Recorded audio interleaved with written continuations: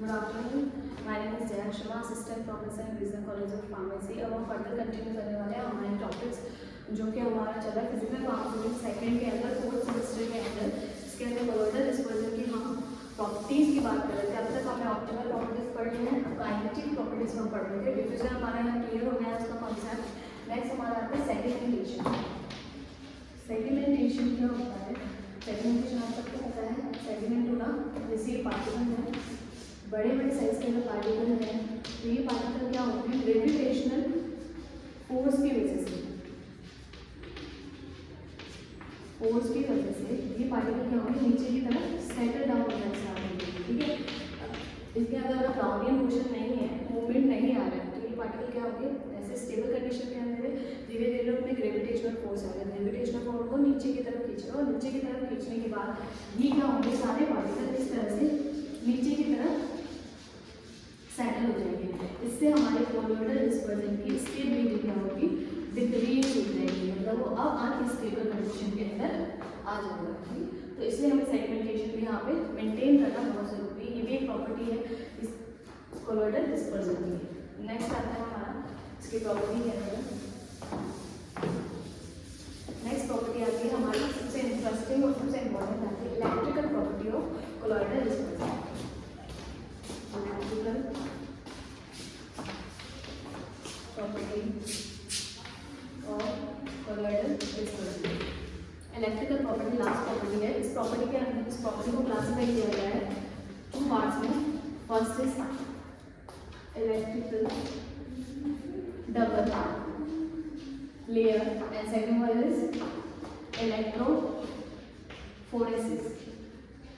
ठीक है, तो फर्स्ट इस प्रॉपर्टी को तीन पार्ट में डिवाइड किया है। मैंने बताया था इलेक्ट्रो प्रॉपर्टीज जो है हमारी किसी भी कोलोइडल डिस्पर्जन की, वो हमें क्या दिखाती है? वो हमें इंडिकेट करती है चार्ज ऑन पार्टिकल, कि पार्टिकल के ऊपर कौन सा चार्ज है। पार्टिकल हमारा पॉजिटिवली चार्ज है या पार्टिकल हमारा नेगेटिवली चार्ज है। इसको हमें यहाँ पे आइडेंटिफाई करना है कि कोलोइडल पार्टिकल जो हमारा है, डिस्पर्स फेज जो है उसके अंदर जितने पार्टिकल्स है उसके ऊपर किस तरह का चार्ज प्रेजेंट है।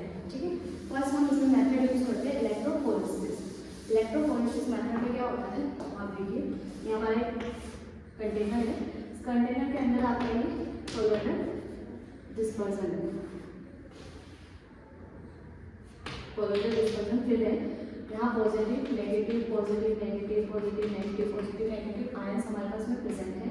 यहाँ हमारे पास में है एनोड और यहाँ हमारे पास में है कैथोड।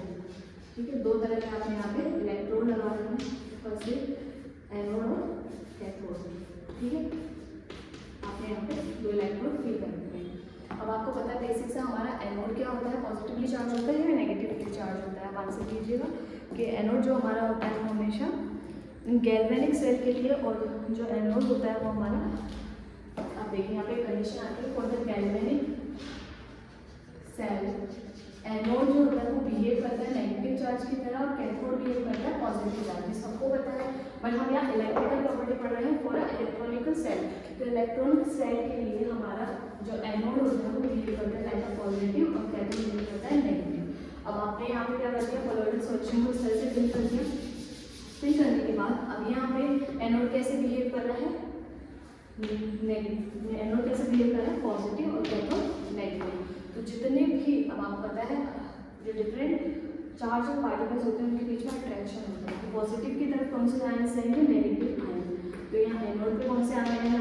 नेगेटिव, और कैथोड पे कौन से आयन है? पॉजिटिव। इसलिए हम इनको आइडेंटिफाई कर सकते हैं कि हमारे पार्टिकल्स के ऊपर कौन सा चार्ज अवेलेबल है। एनोड की साइड मूव करेंगे तो सारे चार्जेस के ऊपर नेगेटिव है, कैथोड की तरफ मूव करेंगे तो यहाँ पॉजिटिवली चार्ज है। ओके, क्लियर है कौन सा? नेक्स्ट हमारा आता है इलेक्ट्रिकल डबल लेयर। इसे बहुत अच्छे से समझिए, इसका कॉन्सेप्ट बहुत ईजी है। इलेक्ट्रिकल डबल लेयर का मतलब है ये आपका कोई कोलोइडल सॉल्यूशन हुआ, इस कोलोइडल सॉल्यूशन के अंदर आपके पास में पार्टिकल है, मिड में सेंटर के अंदर एक पार्टिकल है जो पॉजिटिवली चार्ज है। अब आपको पता है पॉजिटिवली चार्ज है, तो पॉजिटिव की साइड में कौन से चार्ज वाले पार्टिकल्स आएंगे? जो उसके अपोजिट चार्ज के हैं वो है हमारे नेगेटिव। तो यहाँ नेगेटिव चार्ज के पार्टिकल्स आएंगे, ये इस तरह से आके इसके चारों तरफ एक लेयर क्रिएट करेंगे।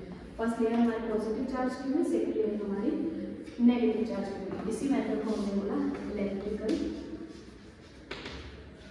Double layer charged particles. ठीक है, इसके अंदर अब क्या होगा, अब इसके अंदर एक इंटरेस्टिंग पॉइंट आता है, वो आता है जीटा पोटेंशियल।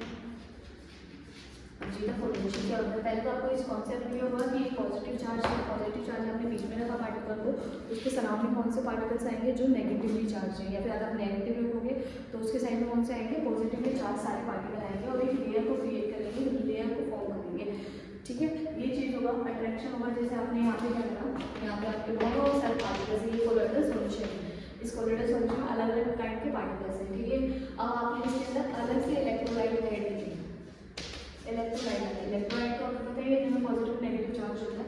तो जिस यहाँ पे मान लो सेंटर के अंदर पॉजिटिव चार्ज है, या फिर फुल्ली पॉजिटिव चार्ज है, या फिर मोस्ट इसके अंदर पॉजिटिव चार्ज है, तो आपने जो इलेक्ट्रोलाइट आ रहे हैं तो पॉजिटिव पॉजिटिव तो एक दूसरे को रिपेल कर देंगे, लेकिन जो नेगेटिव वाले आपके इलेक्ट्रोलाइट आ रहे हैं वो उसके ऊपर एक लेयर को क्रिएट करेंगे, प्रोटेक्टिव लेयर बना देंगे उसके ऊपर। इसी को बोलते हैं हम इलेक्ट्रॉनिक डबल लेयर प्रोसेस। ठीक है, अब इसके अंदर एक वर्ड आता है जीटा पोटेंशियल। तो फर्स्ट हमारा देखिए जो पॉजिटिव चार्ज है, फॉर एग्जाम्पल नेगेटिव भी हो सकता है, तो ये जो पॉजिटिव वाली जो फर्स्ट प्राइमरी लेयर जो बनी है वो प्राइमरी लेयर हमारी स्टैटिक होती है। स्टैटिक मीन्स एकदम फिक्स होती है, उसके अंदर कोई मूवमेंट नहीं होता, कोई चेंजेस नहीं होता। अगर वो पॉजिटिव तो पॉजिटिव ही रहेगी। बट सेकेंडली जो हमारी लेयर होती है वो हमारी डिफ्यूज लेयर होती है। डिफ्यूज मीन्स अगर यहाँ पे नेगेटिव, ये नेगेटिव चार्ज है, इसको अट्रैक्ट करने यहाँ पे ज़्यादा स्ट्रेंथ का या ज़्यादा पावर का नेगेटिव चार्ज है, तो ये क्या करेगा, इसको हटाने की कोशिश करेगा और अपने आप को वहाँ पे सेट करने की कोशिश करेगा। तो ये आएगा, इसको रिपेल करेगा और यहाँ पे अपने आप को एडजस्ट करेगा। तो इस तरह से जो आपकी सेकेंड लेयर है इसके अंदर क्या चलता रहेगा, डिफ्यूजन चलता रहेगा। डिफ्यूजन का मतलब है पार्टिकल आ रहा है, पार्टिकल जा रहा है, पार्टिकल आ रहा है, पार्टिकल जा रहा है, इस तरह से मूवमेंट चलता रहेगा। लेकिन फर्स्ट वाले तो क्या है, सेकंड वाली लेयर से प्रोटेक्टिव है, उसके अंदर कोई भी पार्टिकल ना तो आ रहा है, उसका ना मूवमेंट हो रहा है इनसाइड में ना आउटसाइड में, बट यहाँ पे पार्टिकल आ रहे हैं जा रहे हैं, इस तरह से मूवमेंट होगा, मतलब वो डिफ्यूज होगी। तो स्टैटिक और डिफ्यूजन लेयर के बीच में जो पोटेंशियल डिफरेंस होता है उसी को हम बोलते हैं जीटा पोटेंशियल। तो इसका जीटा पोटेंशियल की डेफिनेशन क्या हुई, difference between the potential of static layer and diffuse layer known as zeta potential.